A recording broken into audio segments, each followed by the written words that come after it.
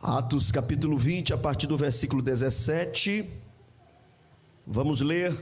De Mileto mandou a Éfeso chamar os anciãos da igreja, e logo que chegaram junto dele, disse-lhes: vós bem sabeis, desde o primeiro dia em que entrei na Ásia, como em todo esse tempo me portei no meio de vós, servindo ao Senhor com toda a humildade e com muitas lágrimas e tentações que pelas ciladas dos judeus me sobrevieram.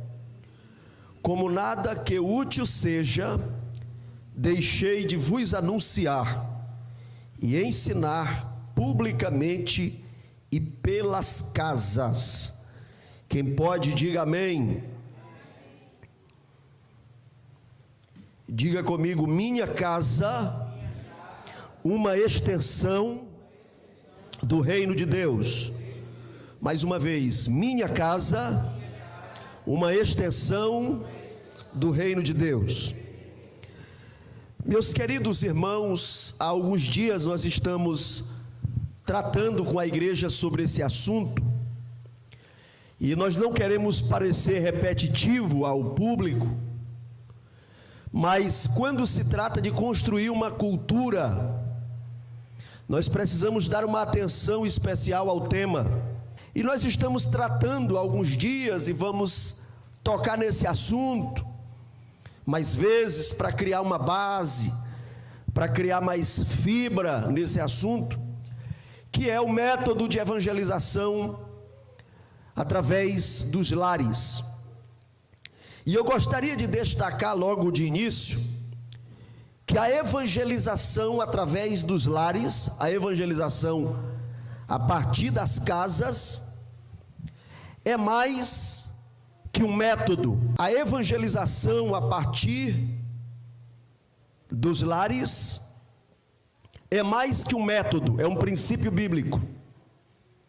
Não é só um método. Existem métodos que são válidos, que são importantes, mas não são necessariamente princípios bíblicos.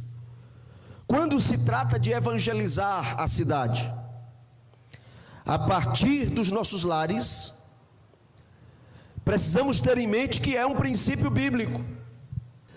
Existe denominação que chama cultos domésticos, outras chamam núcleos de multiplicação, como nós chamamos aqui, outros chamam cultos nos lares, cultos familiares. Existem diversos nomes, mas o trabalho é o mesmo e é bíblico. Se você chegasse na cidade de Éfeso, se você chegasse na cidade de Corinto, se você chegasse em qualquer outro lugar onde o cristianismo já estivesse, e você pedisse para ser levado à igreja, você seria levado a um culto familiar, você seria levado a uma casa, porque o cristianismo nos seus primórdios se espalhou através da evangelização nos lares. Quem compreendeu até aqui, diga amém. Existiram raríssimas exceções. Alguns judeus se converteram, alguns sacerdotes se converteram, e algumas vezes as sinagogas foram cedidas, mas não em tempo integral, apenas por breve períodos. Logo já era rejeitado que a igreja cristã se reunisse ali, e os irmãos só tiveram esse privilégio de se congregar em templos depois que Constantino transformou o cristianismo, isso lá depois do ano 270 depois de Cristo, transformou o cristianismo em religião oficial do império. Somente aí surgiram os templos. Então é importante a gente ter isso em mente. A minha casa pode ser uma extensão do reino de Deus. A nossa cultura ocidental não tem experimentado esse mover de uma forma assim mais profunda, exatamente porque há uma liberdade para a pregação do evangelho, para as grandes concentrações. Nós temos muitos templos, Aqui na Avenida Belém, por exemplo, tem muita igreja. Eu até brinco e digo que quem mora aqui na Avenida Belém, se for para o inferno, é porque tinha que ir mesmo, né, irmãos? Porque aqui tem igreja de todo gosto aqui na Avenida Belém. Então existem muitas igrejas, muitos templos, muitas denominações, e o trabalho evangelístico no Brasil acabou sendo um trabalho em massa, na sua grande parte, sua grande maioria. Mas nós precisamos nos preparar, precisamos entender que o evangelismo também pode acontecer a partir dos nossos lares. E deixa eu dizer uma coisa aqui para os irmãos: será que nós vamos participar do arrebatamento da igreja nessa tranquilidade toda que está sendo a vida evangélica no Brasil? O evangelho no Brasil está desfrutando de uma calmaria muito grande. Muito embora existam ensaios, leis tramitando contra a igreja, mas no geral nós desfrutamos de uma grande liberdade. Será se Deus não vai permitir que aquilo que se ensaiou na pandemia, aquilo ali foi um teste, foi um ensaio, será se aquilo ali não vai acontecer com mais força, para que um verdadeiro avivamento exploda na igreja brasileira, para que nós tenhamos a oportunidade de sermos realmente testemunhas em tempos difíceis? É uma possibilidade, e se isso gerar um benefício maior para a igreja, irmãos, não tenha dúvida, Deus permitirá, tá certo? Não se benza, não diga misericórdia, está amarrado, está queimado, está repreendido. Será se Deus não amava a igreja de Jerusalém, a bebezinha, começando lá a igreja do cenáculo? Você acha que Deus amava aquela igreja? Quem acha que Deus amava? Levante a mão. É claro, é óbvio que Deus amava aquela igreja, mas o verdadeiro potencial daquela igreja só foi evidenciado quando veio a perseguição. Quando a perseguição explodiu, foi que eles revelaram o seu verdadeiro potencial, que eles cumpriram a missão completa do evangelho, começando em Jerusalém, toda a Judéia, Samaria e até os confins da terra. E isso é motivo para nós glorificarmos a Deus, porque a partir disso o evangelho nos alcançou para a glória do nome de Jesus Cristo. Aleluia. Então não vamos descartar essa possibilidade. E em tempos de perseguição, quem não tem habilidade com cultos domésticos, com igreja nos lares, quem é dependente de um templo, como é que fica, meu irmão?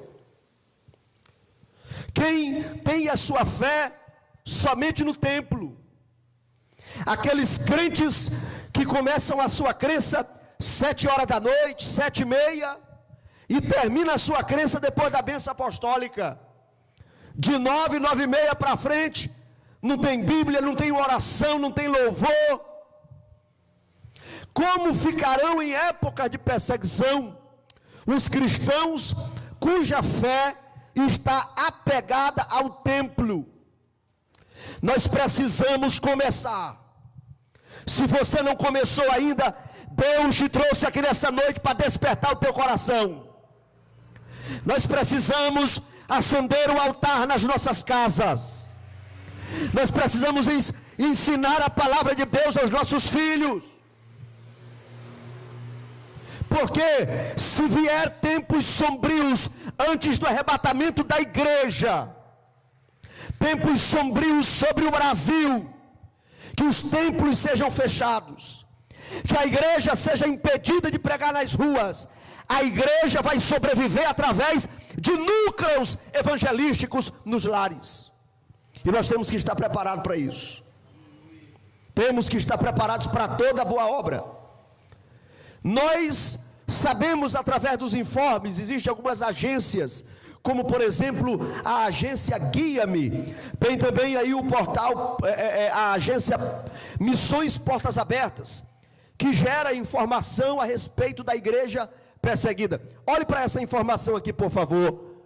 Há 20 anos atrás, quantos anos? Quantos anos? Há 20 anos atrás, 2004, foi feito um levantamento. O sistema ideológico da China pressionou. Ou as igrejas se enquadram, só pregam aquilo que o governo permitir, ou então não tem culto. E naquela época, milhares de igrejas foram vilipendiadas na China, começando por Pequim. E em 2004 foi feito um levantamento. De lá para cá, ficou difícil fazer levantamentos precisos. Mas em 2004 já havia 3 mil núcleos multiplicadores, igrejas domésticas, cultos nos lares, cerca de 3 mil núcleos evangelísticos em casas, porque eles não podiam mais ir para o templo em Pequim, não podiam mais dirigir cultos ao ar livre, e eles começaram a investir, oh glória a Deus, nos cultos, nos lares. Oh bendito seja o nome de Jesus Cristo para todo sempre. Meus irmãos, e aquela igreja tem o hino da harpa que profetiza, dizendo: quando os milhões da China, essa palavra vai se cumprir, porque aquela igreja lá aprendeu a viver sem ser dependente do templo, da estrutura, do prédio. Eles não podem ir para o templo, mas eles são igrejas nos lares, e a igreja continua avançando pelo poder do Espírito Santo. E nós temos que nos preparar. E nesse texto que lemos, eu não posso ignorar o texto. O apóstolo Paulo está fazendo aqui um discurso de despedida. Ele reuniu aqui os líderes da igreja de Éfeso. Ele chama essa liderança para uma reunião em Mileto, e ele faz um discurso semelhante a um relatório, só que banhado a muitas lágrimas, a muita emoção, porque era uma despedida. E ele diz no versículo 20 que nós lemos: como nada que útil seja, deixei de vos anunciar e ensinar publicamente e pelas casas. Oh glória ao nome de Jesus Cristo. Pastor Alessandro, será se todos os irmãos, toda a igreja vai aderir a esse movimento? Será se nós teremos núcleos multiplicadores? Irmãos, nunca um projeto, uma metodologia foi unanimidade. Existem pessoas que nunca vão receber, mas isso não pode nos intimidar quanto a ensinar esse método bíblico. Nós temos aqui uma liderança que está trabalhando. Sexta-feira nós teremos os cultos nos lares, que nós chamamos aqui de núcleos de multiplicação, e nós estamos treinando a nossa equipe. Oh glória a Deus. Se 4 pessoas se levantarem e abrirem as suas portas e chamarem os seus vizinhos, essas pessoas estarão sendo treinadas por Deus, pelo Espírito Santo, pela igreja, e eles podem garantir a sobrevivência da igreja, se um dia a igreja passar por um contexto de perseguição aqui em nossa cidade. Nós costumamos ser muito otimistas, né? Isso não vai acontecer, e eu repito, se for para o nosso bem, Deus vai permitir. Nós não somos igreja da teologia da prosperidade, igrejas triunfalistas, que pregam um evangelho irresponsável, só de bem-estar corporal. Jesus Cristo disse: no mundo tereis aflições. Jesus Cristo nos alertou. Nós pregamos a Bíblia na sua totalidade, aleluia. Nós queremos que o crente esteja forte para viver a prosperidade, mas se ele passar por uma tribulação, ele não deixe de glorificar a Deus e reconhecer a sua soberania. Aleluia. O que faz um trabalho de núcleos, um trabalho nos lares ser ineficaz? Primeiro é não ter apoio da liderança. Se levantar alguém na igreja e e trazer a ideia, e insistir, vamos evangelizar nos lares, e o pastor não abraçar a ideia, os obreiros não abraçarem a ideia, o trabalho simplesmente morre. Esse é o primeiro fator que faz o trabalho evangelístico nos lares ser ineficaz, é não ter o apoio da liderança, é a falta de apoio da liderança. Qual é o primeiro fator, igreja? Qual é o primeiro fator que faz esse trabalho evangelístico nos lares perder a sua eficácia? Qual é? Falta de apoio da liderança. Só vocês, 1, 2, 3.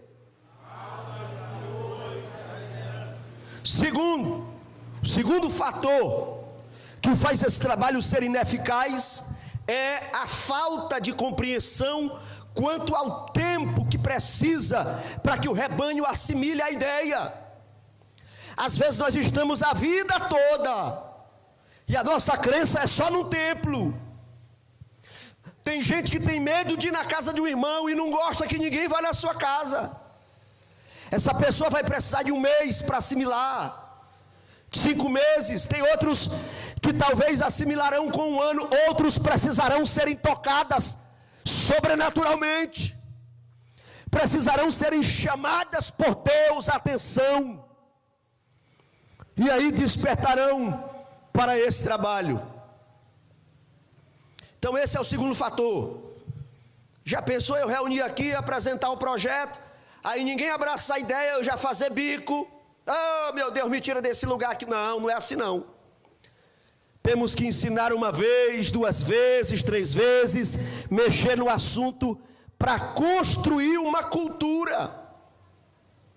Quando nós abrimos a igreja aqui, teve alguém assim que colou em mim para não ter escola bíblica dominical, mas foi investida pesada, pastor, aqui não decola, não funciona, desista de negócio de EBD, mas nós não retrocedemos, e hoje a cultura já está se construindo. Nós temos irmãos aqui que já vêm para EBD com naturalidade. Então, para se construir uma cultura, para se quebrar uma barreira, precisa de tempo. E eu estou dizendo aqui para os irmãos que não gostam de EBD, tu já perdeu essa batalha aí comigo, já perdeu, isso aí já é uma causa perdida, tu vai vir para EBD de um jeito ou de outro. Amém ou não amém? Briga é comigo aqui, ou tu vem pelo meu convite, ou Deus vai dar um jeito de te trazer. Mas essa história aí tu já perdeu, eu já ganhei essa daí. Já ganhei faz tempo, tá bom? Ah pastor, mas eu não sou acostumado. Jesus vai te acostumar, que é Ele que é teu dono, Ele dá um jeito. No dia que tu rolar na cama a noite todinha e não tiver água com açúcar, maracujina que te dê sono, domingo de manhã tu vai chegar aqui antes do porteiro para abrir a igreja e esperar os irmãos para orar e clamar a misericórdia de Deus. E eu estou te avisando, porque quem avisa amigo é. Diga para quem está do teu lado, diga assim: Jesus sabe tirar o sono de um crente bem direitinho. Diga, pode dizer para ele. Tem um povo aí na internet com esse negócio que a gente não pode falar com quem está do lado. Ô besteira, isso é metodologia, irmão. Isso é didática. Coisa triste é tu chegar num lugar e você ficar com a cara amarrada o tempo todinho. Eu não me intimido com isso aí não, tá? Isso é metodologia para você acordar, para você despertar, amém? Então diga para o teu vizinho aí: Jesus sabe tirar o sono de um crente. Eita glória, onde estão os crentes aqui que podem dar glória a Deus? Eu vou provar na Bíblia. Teve um poderosão, mais poderoso que eu, mais poderoso que você, mais poderoso que o Lula, mais poderoso que o Biden, que jogou um crente lá onde tinha um leão, na cova dos leões. E ele passou a noite sem sono, lhe fugiu o sono. Ora, meu irmão, se Deus entrou no quarto daquele mandatário para tirar o sono, como é que ele não atravessa esse murozinho aí da tua casa, essa cerca toda escorada, para te acordar lá? Aí vai ser: eu estou na esquina, rapaz. Jesus vai te enquadrar nos planos preciosos que Ele tem para você e para a sua família. Bendito seja o nome de Jesus, amém? Eu esquentei o meu sangue agora vamos até uma da manhã, em nome de Jesus. Eita glória, esquentou o sangue aqui do maranhense, aleluia. Então precisa de tempo. Então não ache que eu espero unanimidade. Não ache que eu espero unanimidade. Daqui, quando chegar em junho, toda a igreja Seadema vai ter núcleos Toda casa não. Isso aí leva tempo para que se assimile a ideia. Amém? Terceiro fator que faz o trabalho declinar é não ter objetivo claro. Vai para uma casa, vamos conversar. Aí fica batendo papo, aí vai lá na outra, aí não, aqui é núcleo de libertação, sai demônio, sai Maria Padilha, sai cão. Não tem uma identidade definida. Então, nós temos que falar a mesma língua. Nós vamos para os lares para adorar a Deus, para anunciar o evangelho e para discipular novo convertido. Amém ou não amém? Aí nós estamos num lar, lá evangelizando, discipulando o novo convertido, a gente começa a tocar nos problemas da igreja. Ai pastor, e aqui tem problema? Ah, tu não sabia não. Uma vez uma irmã foi pregar na nossa igreja, cantar na verdade. Aí ela tomou logo uns 40 minutos de cantar, contando uns testemunhos, né? E aí ela disse, aqui tem uns problemas. Eu disse, tem mesmo. Isso aí Deus não precisa nem me revelar, que igreja é lugar de problema.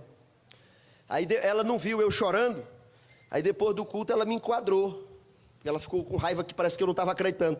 Eu disse, não irmã, eu sei isso antes da senhora falar. Aqui tem problema e é muito, né? Aí nós vamos para o núcleo, evangelizar, discipular. E lá a gente começa, irmão, bora orar pela esposa do pastor, ela está tão diferente esses dias, né? Aí o novo convertido já fica desconfiado. Papai, eu vou para outro lugar. Eu vou lá para a católica, que pelo menos o padre nem mulher não tem, né?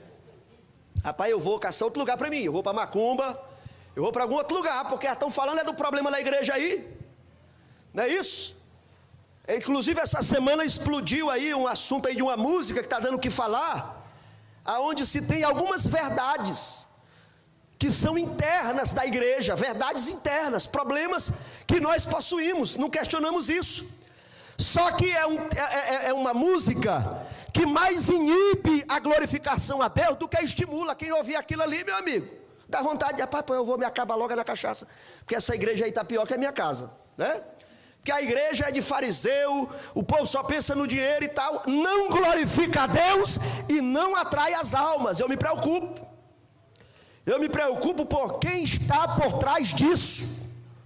E nós às vezes embarcamos nesses barcos furados e nós estamos remando contra a igreja de Cristo na terra.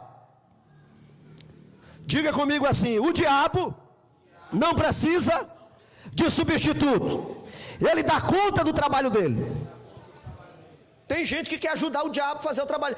É trabalho do diabo, irmão, perseguir a igreja, tentar fechar a igreja.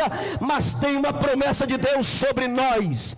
Jesus Cristo disse: edificarei a minha igreja, e as portas do inferno não prevalecerão contra ela. Quem faz parte dessa igreja vitoriosa, abra sua boca e dê o melhor glória que você trouxe para Jesus esta noite. Oh, glória a Deus. Aleluia. Então nós temos que trabalhar com um objetivo definido, com clareza. O que é que a gente veio fazer aqui? Um pastor, que foi meu pastor uma época, ele separou, irmã Edna, eu acho que a irmã Edna conhece essa história. Ele separou um grupo de irmãs para fazer visita. Aí as irmãs foram fazer visita. Na visita faz o quê, irmão? Ora, canta louvores, testemunha a palavra de Deus, não é isso? Aí o grupo de irmãs chegou numa casa e tinha como é que chama o negócio de banana pendurado? Um cacho, né? Cacho de banana pendurado. Aí uma irmã disse assim: mas me dá uma banana dessa daí. Ele foi lá e descascou e comeu a outra. Eu também quero. Eu sei que nos 20 minutos, irmão, quando elas saíram de lá, estava só a penca seca, sem nenhuma banana pendurada, né? Fugiu do propósito. Aquela pessoa que recebeu aquela visita ali, ela vai ficar preocupada quando vê outra visita, né? Já vai ficar preocupado. Então, a nossa ida nos lares tem que ter um propósito claro e definido, para a glória do nome de Jesus Cristo. É adorar a Deus, é acender a chama do Espírito Santo nos lares, treinar a igreja. Se um dia nós formos desconectados do templo, a igreja não deixará de existir, porque os crentes estarão treinados e eles vão declarar: a minha casa é uma extensão do reino de Deus. Vou ganhar os meus vizinhos para Jesus, vou discipular os meus filhos. O diabo não vai tomar de conta dos meus filhos, dos meus adolescentes, porque dentro da minha casa tem um altar aceso para a glória do nome de Jesus Cristo. Amém ou não amém? Quem tá com o coração aberto, se vier essa onda, pastor, eu estou aqui. Eu entro nesse movimento. Ô glória, cadê você? Levante a mão aí para me te conhecer. Se vier essa onda, nós estamos firmes na rocha que é Jesus Cristo, nosso Senhor. Ô glória a Deus. Pastor, o que é igreja? Irmãos, nós pegamos o conceito de igreja e colocamos no templo.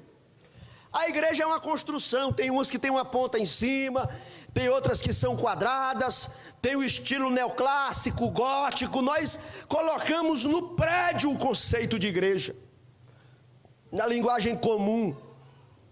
Então, na linguagem comum, quando se pergunta cadê uma igreja, alguém vai dar o endereço do prédio, do templo. Mas a igreja é o corpo místico de Cristo. Paulo, na sua epístola aos Efésios, capítulo 1, verso 22 e 23, ele chama a igreja de corpo de Cristo. Corpo de Cristo.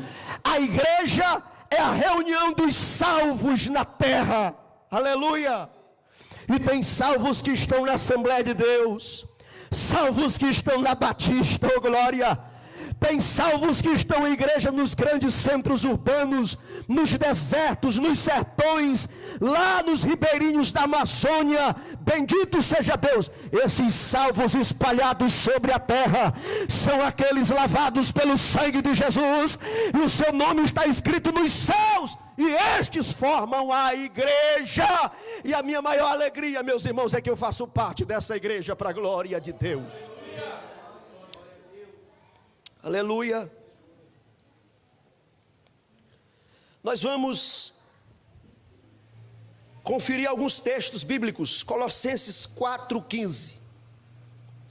Tem outro microfone aí, Mateus, no jeito? Traz aqui rapidinho para o Lucas Miranda fazer essa leitura. Colossenses capítulo 4, versículo 15. Pode ler, meu filho.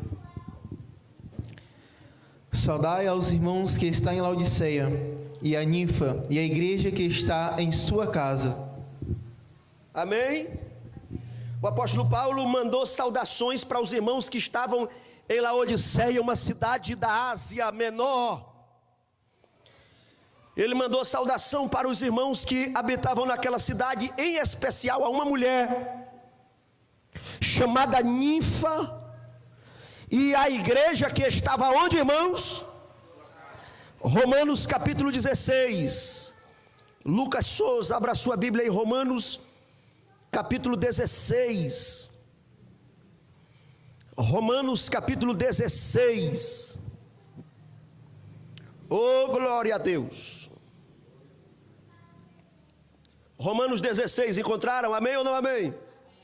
Nós vamos ler aí, Lucas, do 3 ao 5, meu filho. Está valendo, pode ler. Saudai Priscila e Áquila. Saudai a quem? Priscila e Áquila.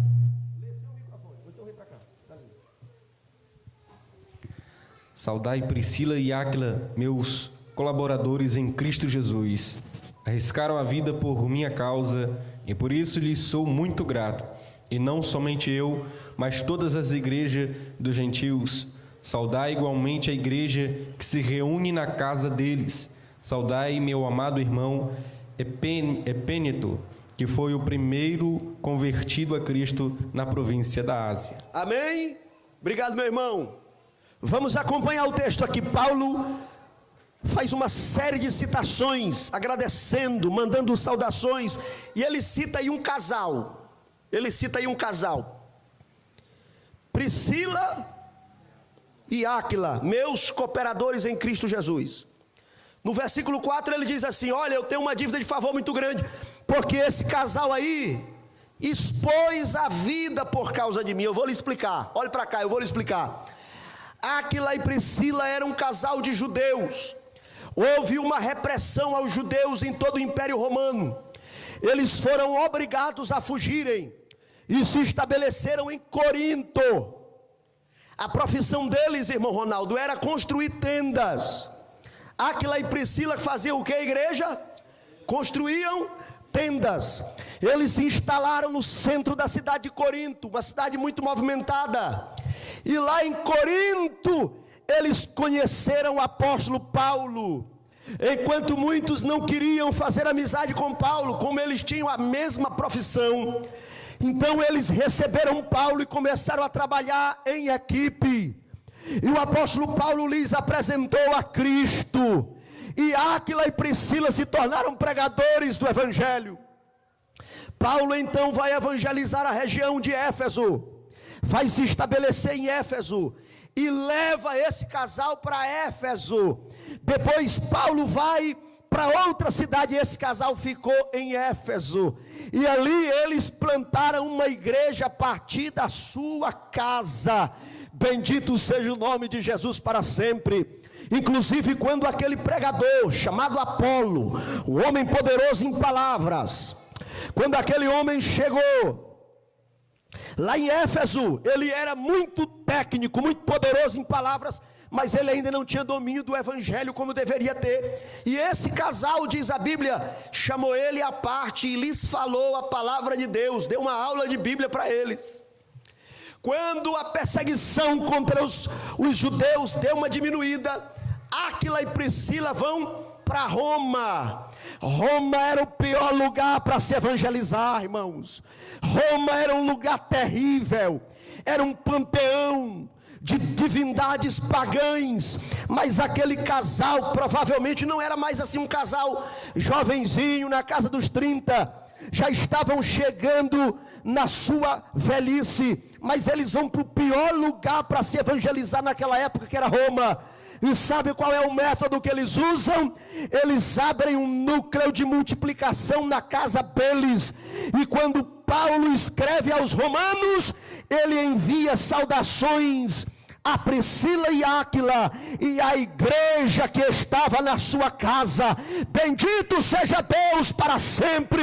E eu acredito que esse avivamento nos lares pode acender aqui em Tucumã também, e eu quero fazer parte desse movimento para a glória de Deus.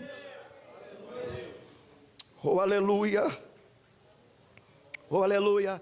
Deixa eu lhe fazer uma pergunta aqui: aonde foi que Paulo aceitou a Jesus? Como foi que Paulo aceitou a Jesus? Quem está lembrado?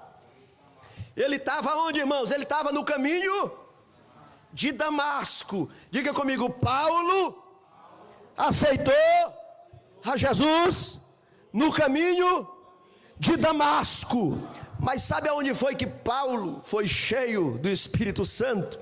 Abra sua Bíblia em Atos capítulo 9, a partir do versículo 11. Oh aleluia. Vamos ver aqui o que a palavra diz. Deus falou com um homem. Olha o que Deus disse assim: disse-lhe o Senhor, levanta-te. Olha Deus aqui dando o endereço, irmão. Não foi de uma sinagoga, não foi de um templo, foi de uma casa, irmão Ronaldo. Deus conhece os nossos endereços, Deus sabe as nossas referências, Deus sabe aonde você mora, e Deus que opera uma obra no teu endereço, na tua casa. Bendito seja Deus para sempre. Aleluia, aleluia, aleluia, aleluia. E a palavra de Deus diz assim: disse o Senhor, levanta-te, vai à rua chamada direita, e pergunta pela casa de Judas, por um homem de Tarso, chamado Saulo, pois eis que ele está orando. Paulo estava orando na casa de um homem chamado Judas. Tem gente que tem medo desse nome, né? Mas Judas nos tempos bíblicos era um nome comum, irmão, tipo José hoje, Maria, esses nomes comuns. Judas, que era uma referência a uma das principais tribos. E Paulo, ao aceitar a Jesus, se hospeda na casa de um crente, de um homem chamado Judas. E naquela casa ele está orando. Paulo já sabia orar, irmão. Deus sabe ensinar um crente a orar. Deus sabe ensinar um crente a orar, Deus sabe. E ele estava orando, e numa visão ele viu que entrava na casa um homem chamado Ananias, colocava as mãos sobre ele para que ele voltasse a ver. E respondeu Ananias: Senhor, eu tenho ouvido acerca desse homem muita coisa, quantos males ele tem feito aos teus santos. Irmão, Ananias ficou com medo, irmão Breno, de ir discipular esse novo convertido. Deus já tinha feito, Mateus, a parte mais difícil, que era ganhar o ferramenta do Paulo para Jesus. Agora Ananias era só para discipular, mas ele ainda estava com medo de discipular. Aleluia. Mas disse, porém o Senhor a Ananias, no versículo 15: vai, porque este é para mim um vaso escolhido para levar o meu nome diante dos gentios. Versículo 16: e eu lhe mostrarei o quanto deve padecer pelo meu nome. E Ananias foi e entrou na casa, colocou as mãos sobre Paulo e disse: irmão Paulo, o Senhor Jesus que te apareceu no caminho por onde vinhas. Eita glória! Ananias já sabia da história todinha, porque o Deus dos céus estava em conexão com ele. O Deus que te apareceu no caminho por onde vinhas me enviou para que tornes a ver e seja cheio do Espírito Santo. Oh glória a Deus. Você pode levantar a sua mão direita comigo e em alto e bom som tome posse dessa palavra e diga assim: Jesus pode fazer da minha casa um cenáculo. Jesus pode fazer da minha casa um lugar para batizar pessoas com o Espírito Santo. Feche os seus olhos, feche os seus olhos. Diga para Deus: faz da minha casa uma extensão do teu reino, em nome de Jesus, em nome de Jesus. Está vindo graça, poder de Deus sobre nós. Deus vai avivar os nossos lares aqui nesta cidade. Amanda se atura mai. Remanda será matura machore mehai. Deus vai avivar os nossos lares e Deus vai fazer uma obra na tua casa. E você que está assim, talvez na cadeira de balanço, tentando entender, tentando ligar um ponto ao outro, fazer a matemática, descobrir a fórmula, como é que esse movimento vai chegar na minha casa? Isso que para ti é uma interrogação, para Deus já é uma resposta. Deus vai dar um giro de 360 graus e o altar vai ser aceso na tua casa, para a glória de Deus. Amém ou não amém? Quem está vivo aí, diga amém.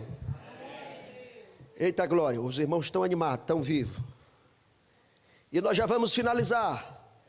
E eu quero que vocês digam mais uma vez: a minha casa é uma extensão do reino de Deus.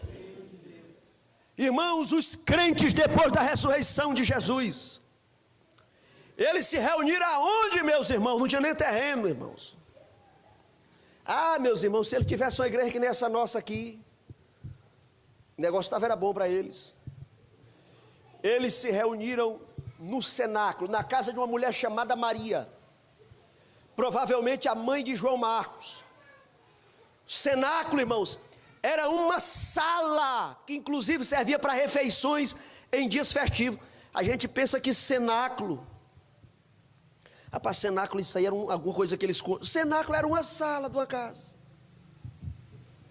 Foi ali que eles se reuniram e ficaram esperando a promessa de Deus em uma casa. Os irmãos lembram que o apóstolo Pedro foi preso? Quem lembra que ele foi preso e foi solto?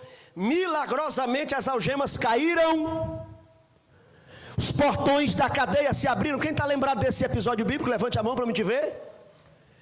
E aí ele vai para uma casa, aquela casa lá que ele vai é a mesma onde aconteceu o Pentecostes. E o que é que os crentes estavam fazendo naquela casa? Orando: Jesus, liberta Pedro. E Pedro na porta: já estou livre. Jesus, liberta Pedro. E o Pedro no sereno lá fora: Jesus já me libertou faz hora. Aí uma meninazinha abriu a porta e disse: é a alma de Pedro, meu Deus, nós estamos orando para ele ser livre e ele até é morto. Até o fantasma dele já apareceu por aqui. Aí disseram: não, não é ele não. E o Pedro lá na porta, amém? Eita glória, dê essa boa notícia aí para o teu vizinho. Jesus vai te responder mais rápido do que você imagina. Jesus vai te responder mais rápido do que você imagina, para a glória de Deus. Aleluia. Numa casa, irmãos, as grandes experiências, grandes movimentos no Novo Testamento, na igreja primitiva, começaram, oh glória a Deus, em lares. E eu amo isso aqui, irmãos, eu amo essa igreja, eu amo essa igreja, eu amo isso aqui. Nós vimos cada detalhe disso aqui nascer. Eita glória!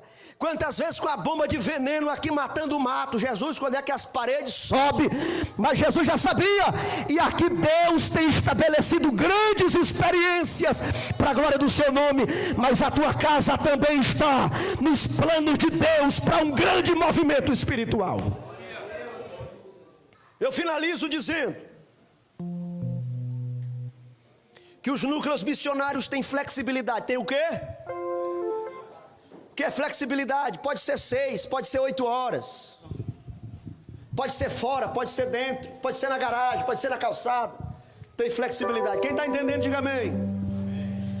Os núcleos, irmã Débora, irmão Breno, irmão Eutônio, os núcleos missionários, multiplicadores, eles possuem mobilidade. Hoje pode ser na casa do Ronaldo, amanhã pode ser na casa do Marcos, pode ser na casa do pastor. Mobilidade, não está preso.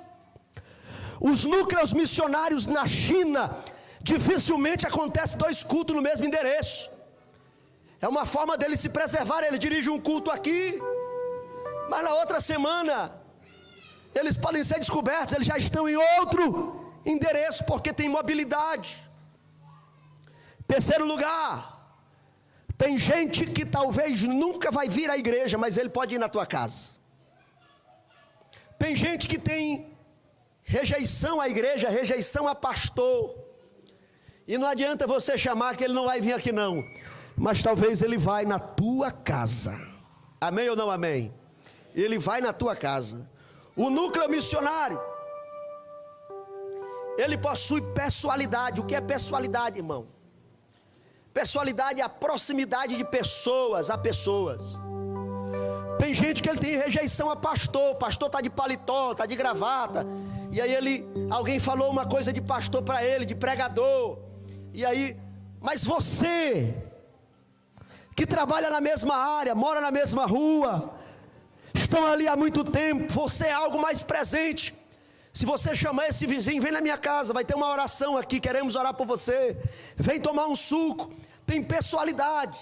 Depois a gente conversa, depois do núcleo a gente conversa um pouco, 10 minutos, 15 minutos. Geralmente isso na igreja não tem. Daqui a pouco que vai terminar o culto, irmão, cada um tem que acordar amanhã cedo, aí todo mundo sai, tem gente que não dá nem a paz do Senhor. Mas no núcleo missionário existe essa comunicação. Vocês podem ir fazendo a base aí, tá bom? Amém? O núcleo missionário tem multiplicação. Tem o quê? Diga assim, os núcleos de evangelismo nas casas, eles têm maior viabilidade para se multiplicar. Para nós, a partir dessa igreja, gerar outra, irmão, fazer outro templo. Agora o núcleo missionário não. Tem um irmãozinho aqui mais animado, sabe dar uma palavra, pois ele já é candidato a dirigir o núcleo missionário. Semana que vem já multiplicou, era 1, já é 2, amanhã já é 3, e assim nós vamos nos instalando e vamos conquistar a cidade para a glória de Deus. Pastor Alessandra, me animei com essa história. Vai levar 1 ano para a gente conquistar, vai levar 2 anos, irmão. Não se preocupa com o tempo, faz a tua parte, porque Jesus, ele é o Pai da eternidade. O tempo quem manda é Ele. Pode levar 5 anos, 10 anos, mas Ele vai cumprir o propósito para a nossa cidade. Nós não vamos ficar de braço cruzado, assistir o diabo matar os nossos jovens, a prostituição acabar com as famílias. Nós não vamos assistir passivamente, nós vamos acender o altar a partir dos nossos lares, e a obra de Deus vai incendiar essa cidade para a glória do nome de Jesus. Minhas mãos não são mais minhas. Cadê as suas mãos?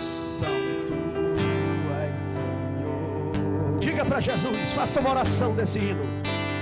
Em tuas mãos eu as entrego. É glória. Instrumento de amor. Senhor, usa minhas mãos para abençoar alguém que precisa de um milagre. Eita glória. Faça minhas mãos nas tuas mãos. Meu Deus, faça Ouça isso! História de alguém. Cante. Usa-me, Senhor. Se as minhas mãos te servem, usa-me.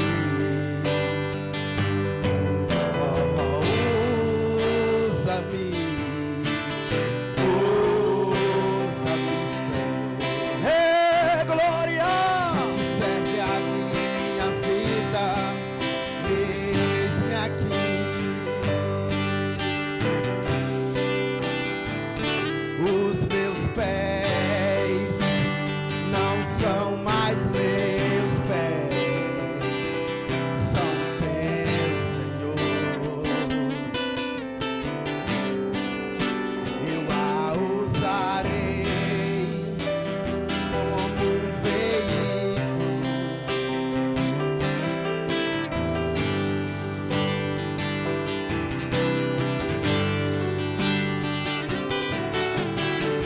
Os meus pés e vai buscar de volta aquele que caiu.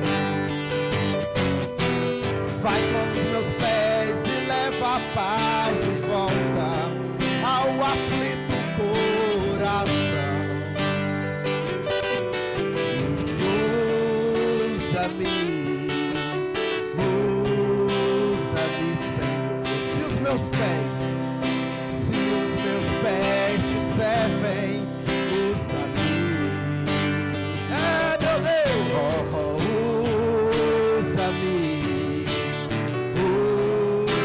Usa-me, Senhor.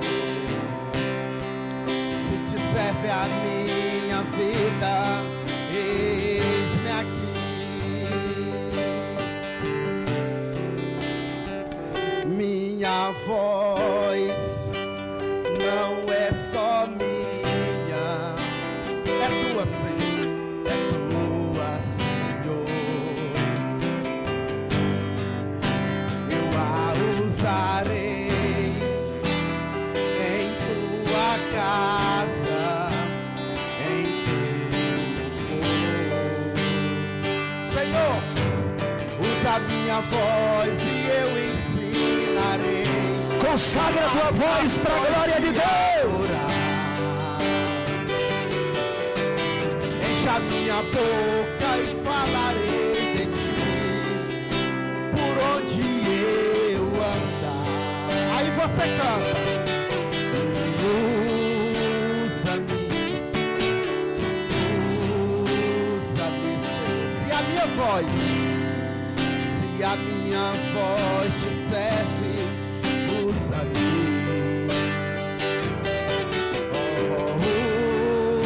Usa-me, Senhor. Se te serve a minha vida, eis-me aqui.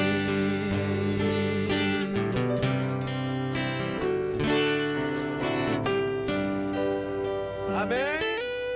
Levante as mãos aí. Minhas mãos. Bem forte, minhas mãos.